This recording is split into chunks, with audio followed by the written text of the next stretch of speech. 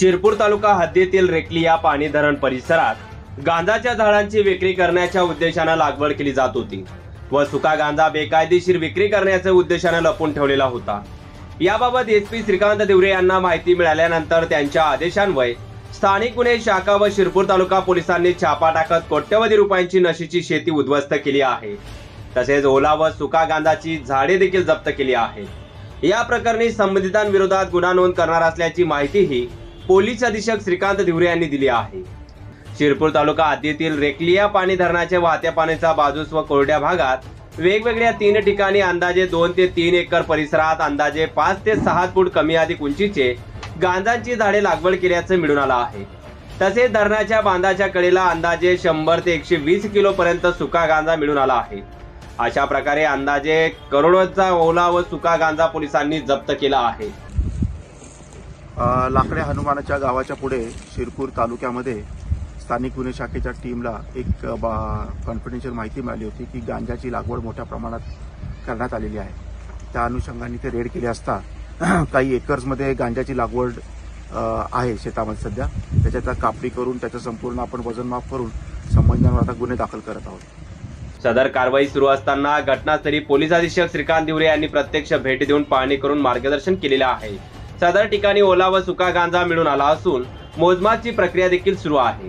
तदनंतर Shirpur taluka police station येथे NDPS कायद्यान्वये गुन्हा दाखल करण्यात येणार आहे। सदरची कारवाई पोलीस अधीक्षक श्रीकांत दिवरे, अप्पर पोलीस अधीक्षक किशोर काळे यांच्या मार्गदर्शनाखाली उपविभागीय पोलीस अधिकारी सचिन हिरे, स्थानिक गुन्हे शाखेचे पोलीस निरीक्षक दत्तात्रय शिंदे, शिरपूर तालुका पोलीस ठाण्याचे प्रभारी अधिकारी श्रीराम पवार यांच्या नेतृत्वाखाली स्थानिक गुन्हे शाखेचे पोलीस उपनिरीक्षक Balasaheb Suryavanshi, police head constable Prakash Sonar, Prashant Chaudhari, police constable Mahendra Sapkal, Jitendra Wagh, Kamlesh Suryavanshi, Devendra Thakur, Jagdish Suryavanshi तसेच शिरपूर तालुका पोलीस स्टेशनचे पोलीस उपनिरीक्षक Pradeep Sonawane, police head constable Sagar Thakur, police constable Gyansingh Pawara, home guard Ravindra Pawara, Mahendra Mali, Sunil Pawara व सुनील हरिदास पावरा यांनी केली आहे।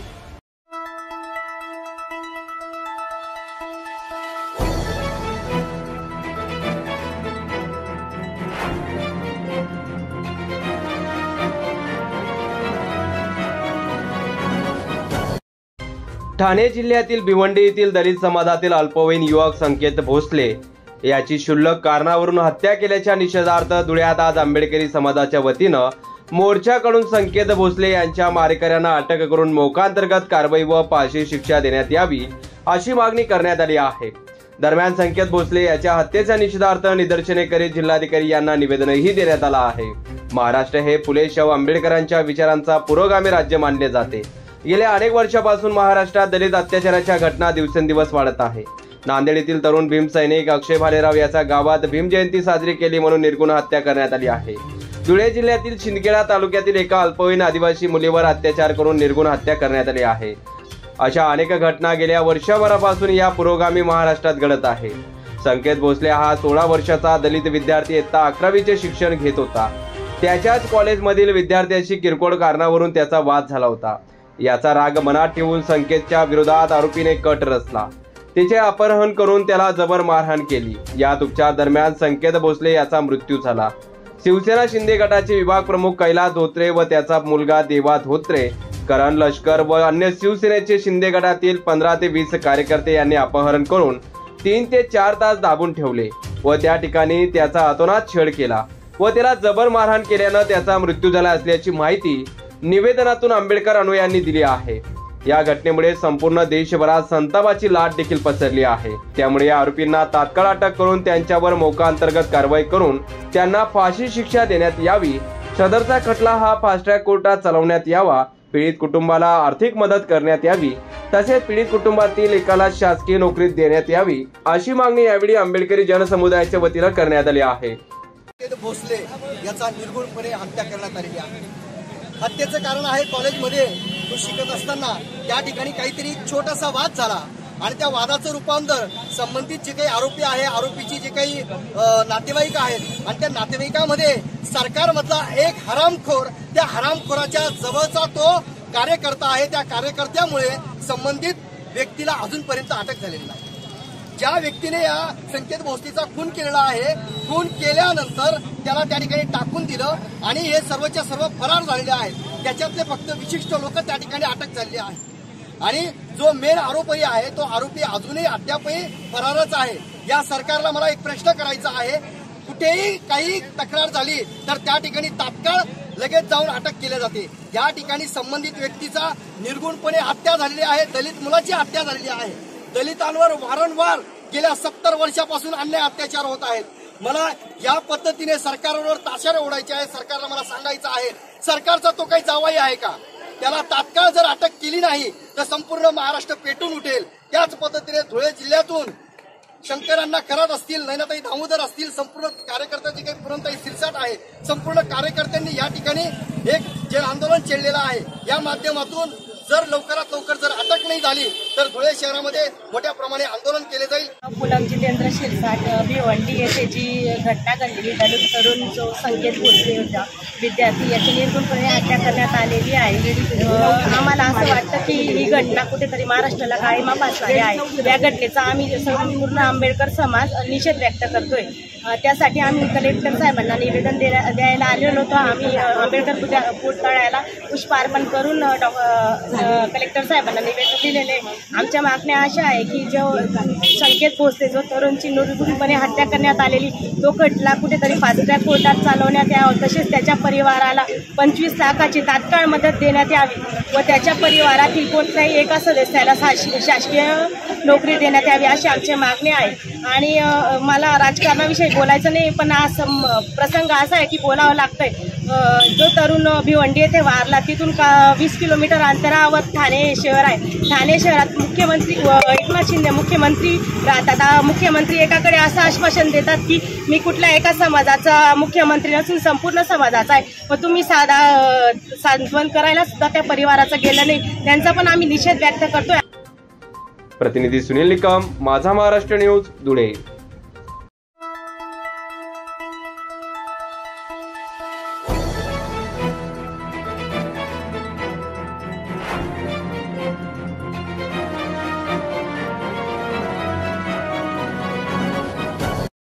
मालेगावच्या हिस्ट्री सीटर मोटरसायकल चोरट्याला आझादनगर पोलिसांनी बेड्या ठोकल्या असून त्याच्या ताब्यातील मोटरसायकलसह इतर 3 मोटरसायकल मिळवण्यात आझादनगर पोलिसांना यश आलं आहे। त्याच्याकडील 4ही मोटरसायकल मिळून 1.5 लाख रुपयांचा मुद्देमाल पोलिसांनी हस्तगत केला आहे। चोरट्याविरोधात आझादनगर पोलीस स्टेशन येथे गुन्हाही दाखल करण्यात आला आहे। इजाज अहमद रियाज अहमद वय 34 वर्ष, राहणार मालेगाव असे चोरट्याचे नाव असून त्याच्या विरोधात मालेगावसह इतर भागात विविध पोलीस स्टेशनमध्ये मोटरसायकल चोरीचे गुन्हे दाखल आहेत। सदरच्या चोरट्याकडून आणखी मोटरसायकल चोरीचे गुन्हे उघड होण्याची दाट शक्यता असल्याची माहिती पोलिसांनी प्रसारमाध्यमांशी बोलताना दिली आहे। एक आज़ादनगर पुलिस स्टेशन में 27 नवंबर 2023 लास्ट ईयर एक बाइक चोरी का गुना दाखिल हुआ था। तो उसका डिटेक्शन कल आज़ादनगर पुलिस स्टेशन उसका डीबी स्टाफ ने किया था कल।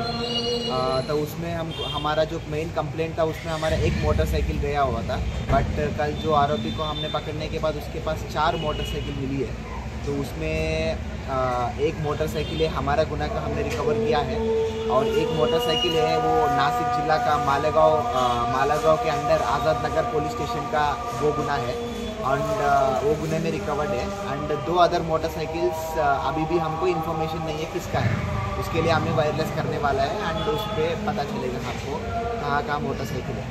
तो ये जो हमने पकड़ा है आरोपी वो मालेगांव का है, एक पावरवाड़ी पुलिस स्टेशन है मालेगांव में। तो उसमें हिस्ट्री शीटर है, उसके अगेंस्ट ऑलरेडी 379 का गुना ऑलरेडी दाखिल है, एंड हमारा आज़ादनगर पुलिस स्टेशन में अभी जो दाखिल हुआ गुना वो भी अभी हुआ है। तो इस कार्रवाई माननीय पुलिस अधीक्षक आणि अपर पुलिस अधीक्षक सरांच्या आदर्श गाइडेंस के अंडर हुआ है।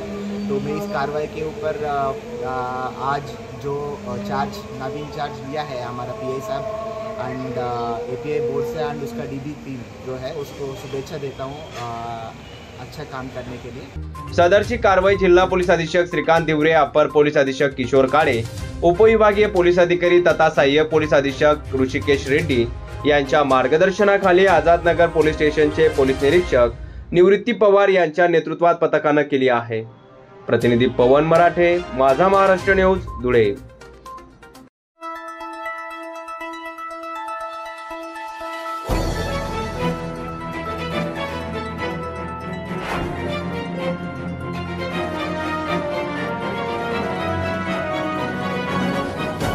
येणाऱ्या मार्च महिन्यात मुस्लिम समाजाचा पवित्र सण रमजान असून त्या महिन्यात आनंद शिधा वाटप करण्यात यावा याकरिता राष्ट्रवादी काँग्रेस पक्षातर्फे जिल्हा अन्न पुरवठा विभागाला निवेदन देण्यात आला आहे. रमजान हा सण राष्ट्रीय सणापैकी एक सण असून एकता आणि बंधुभावाचा संदेश देणारा सण आहे. ज्या प्रकारे दिवाळी हा सण सर्व देशवासी मिळून साजरा करतात, त्या प्रकारे ईद हा सण देखील सर्व देशवासी साजरा करतात. त्यामुळे या सणाच्या अनुषंगानं आनंदशिधाचे वाटप करण्यात यावे अशा मागणीचे निवेदन राष्ट्रवादी काँग्रेस पक्षातर्फे धुळे जिल्हा अन्न पुरवठा विभागाला करण्यात आला आहे.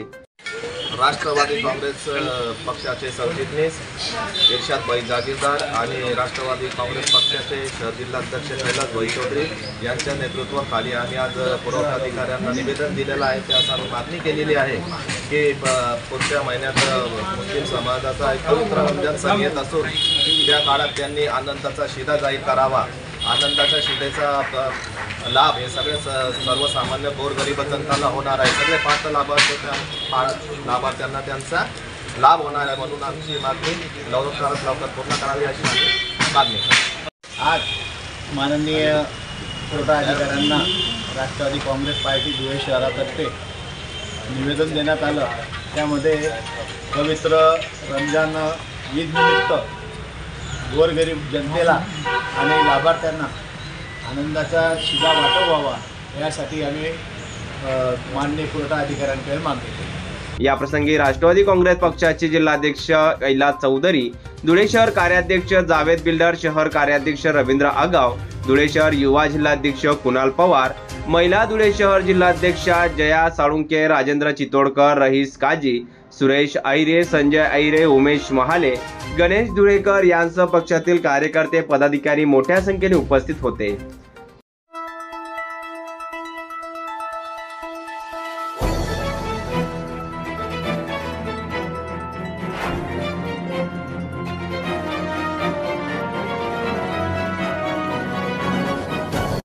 सुवर्णकार समाजाचे आराध्य दैवत संत शिरोमणी नरहरी महाराज यांच्या पुण्यतिथीनिमित्त महानगरपालिकेच्या आवारातील त्यांच्या पुनर्कृती पुतळ्याला पुष्पहार अर्पण करत अभिवादन करण्यात आलं आहे. सालाबादाप्रमाणे यावर्षी संत नरहरी महाराज यांची पुण्यतिथी 738वी पुण्यतिथी आहे. त्याच्यामुळे संपूर्ण सुवर्णकार समाज, धुळे जिल्हा आणि सुवर्णकार समाज, धुळे जिल्हा मध्यवर्ती युवक संघटना व सर्व शाखा, संत नरहरी महाराज स्मारक समिती, तसंच सुवर्णकार महिला मंडळ, श्रमिक कारागीर संघटना या सर्व संघटनांच्या वतीने आज या ठिकाणी महाराजांच्या पुण्यतिथीचा कार्यक्रम साजरा करण्यात आला. सकाळी 10 वाजता स्मारकावर पाद्यपूजन व आरती करून कार्यक्रमाला सुरुवात करण्यात आली. त्यानंतर सकाळी 11 वाजता कारगल्ली श्रमिक कारागीर संघटना यांच्या वतीने फलकाचं नामकरण, पूजा व प्रतिमा पूजन हा कार्यक्रम त्या कारगल्लीमध्ये आयोजित केला.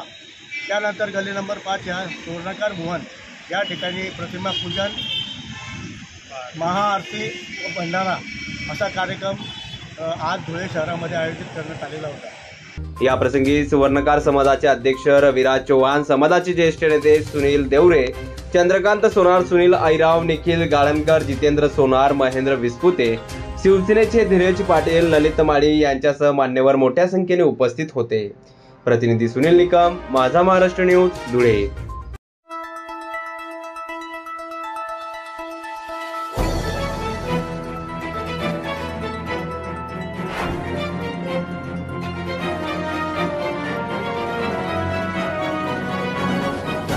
नंदुरबार येथील आदिवासी शेतकऱ्यांच्या जमिनी या बेकायदेशीरपणे सुजलान या कॉर्पोरेटर कंपनीने बळकावल्या आहेत. तसेच आदिवासी शेतकऱ्यांची कुठलीही परवानगी न घेता या कंपनी प्रशासनाकडून जमिनीचा दुरुपयोगही केला जात आहे. तरी या जमिनीवर अतिक्रमण करून वीज वाहक पोल व रस्ते टाकले जात आहे. या आदिवासी शेतकऱ्यांच्या न्याय हक्कासाठी नंदुरबार जिल्हाधिकारी कार्यालयासमोर आज आदिवासी मागासवर्गीय शेतकरी व विविध जन संघटनेच्या वतीने आमरण उपोषण करण्यात येत आहे. सदर या आंदोलनात समितीचे उत्तर महाराष्ट्र अध्यक्ष अरुण रामराजे यांच्यासह अनेक पदाधिकारी, कार्यकर्ते व शेतकरी दिसून येत आहे. टावर आहेत, त्या टावरच्या मालकांनी इथल्या गोरगरीब आदिवासी शेतकऱ्यांच्या शेतावर अवैधरित्या पोल रस्ते टाकून या शेतकऱ्यांच्या जीवन जगण्यापासून यांना वंचित केलेला आहे. हा प्रश्न गेली अनेक वर्ष आम्ही इथल्या प्रशासनाला निवेदन देत आहोत. महाराष्ट्रामध्ये आणि देशामध्ये आदिवासींसाठी 36चा एक कायदा आहे, ज्या कायद्यान्वये इथल्या आदिवासींच्या जमिनीच्या बाबतीमध्ये परवानगी शासनाची घ्यावी लागते. परंतु या कंपनीने कुठल्याही प्रकारची परवानगी घेतलेली नाही आणि या आदिवासी शेतकऱ्यांना देशोधडीला लावलेला आहे. इथला आदिवासी शेतकरी हा मोलमजुरीसाठी आज गुजरातला जायला मजबूर आहे आणि म्हणून यांचं जीवन जगण्याचं साधन त्यांनी हिरावल्यामुळे या कंपनीवर कारवाई व्हावी. ज्या पद्धतीने एखाद्या मागासवर्गीयाची जमीन हडप करणं, त्याचं शेतीचं नासधूस करणं हे अॅट्रॉसिटी ऍक्ट मध्ये मोडतं. आणि म्हणून आम्ही शेतकऱ्यांनी या प्रशासनाला असं सांगितलं की हे जे शेतकरी आहेत, हे 200-250 शेतकरी हे इथल्या महसूल प्रशासनाने निष्पन्न केलेले आहेत आणि त्यांनी असं म्हटलेलं आहे की कुठलीही शासन परवानगी न घेता, आदिवासी शेतकऱ्यांची परवानगी घेता या लोकांनी हे टावर, पोल आणि रस्ते काढलेले आहेत. म्हणून त्यांच्यावर अॅट्रॉसिटी प्रमाणे गुन्हा दाखल झाला पाहिजे, ही आमची प्रमुख मागणी आहे. मग देणाऱ्या विविध जनसंघटना, पक्ष यांचा आम्ही या ठिकाणी आभार व्यक्त केलेले आहेत. याच्यामध्ये हिंदुस्थान टायगर सेना, बहुजन समाज पार्टी, त्याच पद्धतीने श्रावण चव्हाण जे या ठिकाणी सामाजिक कार्यकर्ते आहेत, त्या अनेकांनी या ठिकाणी पाठिंबा व्यक्त केलेला आहे.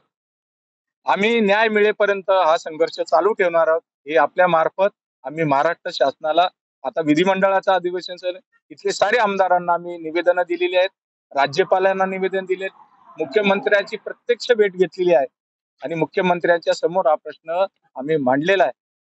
एका बाजूला पर्यावरणाचा ऱ्हास होत असताना इथल्या भूमिपुत्रांना नाकारणारी ही कंपनी दुसऱ्या बाजूला आता नव्याने टावर टाकते. 250 टावर नव्याने टाकले जात आहेत. त्याची क्षमता याच्यापेक्षा मोठ्या प्रमाणामध्ये 250 मेगावॅटची आहेत आणि यासाठी फॉरेस्टच्या जमिनीचा, आदिवासींच्या जमिनीचा, मागासवर्गीयांच्या जमिनीचा ही कंपनी सर्रास पद्धतीने वापर करते आणि इथलं प्रशासन मात्र मूग गुळून बसलेलं आहे. प्रतिनिधी विजय निकम, माझा महाराष्ट्र न्यूज, नंदुरबार.